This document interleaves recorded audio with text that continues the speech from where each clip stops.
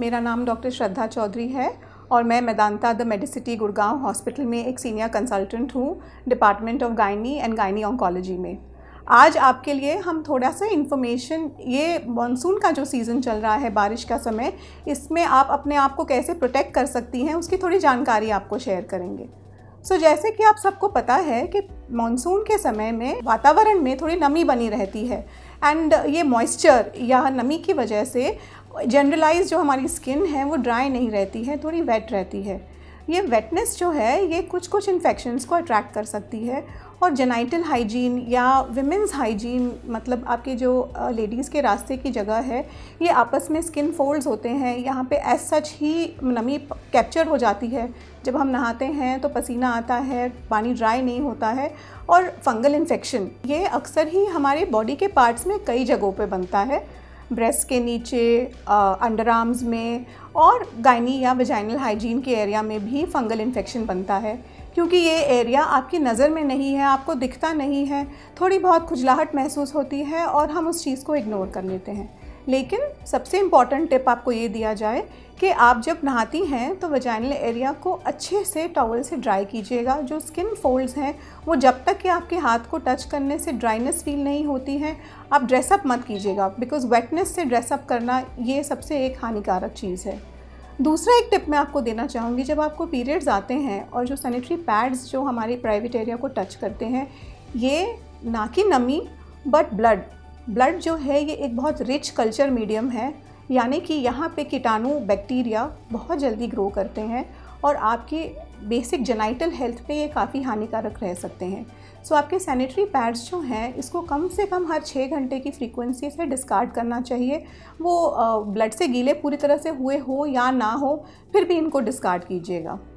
Sanitary pads के बारे में थोड़ा और इन्फॉर्मेशन आपको देना चाहेंगे कि अलग अलग टाइप के पैड्स होते हैं। एक ड्राई वीव कवर के साथ, जो ऊपर से ऐसा बोलते हैं कि नमी नीचे चली जाती है और ऊपर का एरिया ड्राई रहता है। ये जो मटेरियल है ये सिंथेटिक होता है, किसी वुमेन को इससे रैश हो जाता है। बी केयरफुल, अगर आप ऐसा पैड यूज़ करती हैं जो एडवर्टाइज़ करता है कि outer layer is a dry cover, sometimes this dry cover यही रिएक्ट कर जाता है। ड्राई वीव कवर के साथ अगर आपको रिएक्शन नोटिस हो रहा है, do report it to your gynaecologist. एक नई चीज़ आई है मार्केट में जिसको मेंस्ट्रुअल कप कहते हैं।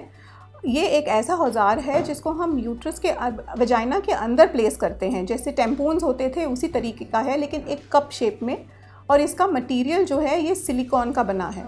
क्योंकि ये मटेरियल इनर्ट मटेरियल, मतलब ये आपकी बॉडी को टच करके बॉडी में रिएक्शन नहीं प्रोड्यूस करता, वहाँ पे रेडनेस नहीं क्रिएट करता, वहाँ पे कुछ दबाव की वजह से अब्रेजन या एक छाला जैसा नहीं क्रिएट करता, तो ये बहुत आइडियल सूटेबल मटेरियल है अंदर इंसर्ट करने का। कप की शेप में ये ब्लड को कलेक्ट करता है पीरियड्स का, और आपको पैड्स पहनने की ज़रूरत नहीं होती है। ओवरऑल जेनाइटल हाइजीन के लिए ये बहुत ही यूज़फुल टिप है। अ फ्यू इम्पॉर्टेंट थिंग्स जो मैंने आपको बताया, नहाते समय अपनी प्राइवेट एरिया को बहुत ड्राई रखो पीरियड्स के समय में ख़ास करके, और मॉनसून के सीज़न में ख़ास करके, ताकि आपको बैक्टीरियल इन्फेक्शन, फंगल इन्फेक्शन, ये 2 चीज़ें ना बने। इसके अलावा मॉनसून में ब्रेस्ट के नीचे भी फंगल इन्फेक्शन हो जाता है, ये एरिया में भी ड्राइनेस रखना ज़रूरी है। अगर आप नोटिस करती हैं कि कुछ एक गोल आकार में रैश हो रहा है रेड कलर का, इसको हिंदी में दाद कहा जाता है। ये दाद जो है ये काफ़ी रिकरेंट होता रहता है, लेडीज़ को बार बार थोड़ा सा वो क्रीम लगा लेती हैं, केमिस्ट के पास जाती हैं, लेकिन हर 15 दिन में दोबारा होता है। ध्यान रखिए, बी केयरफुल, अपने आप से मेडिकेट ना करें।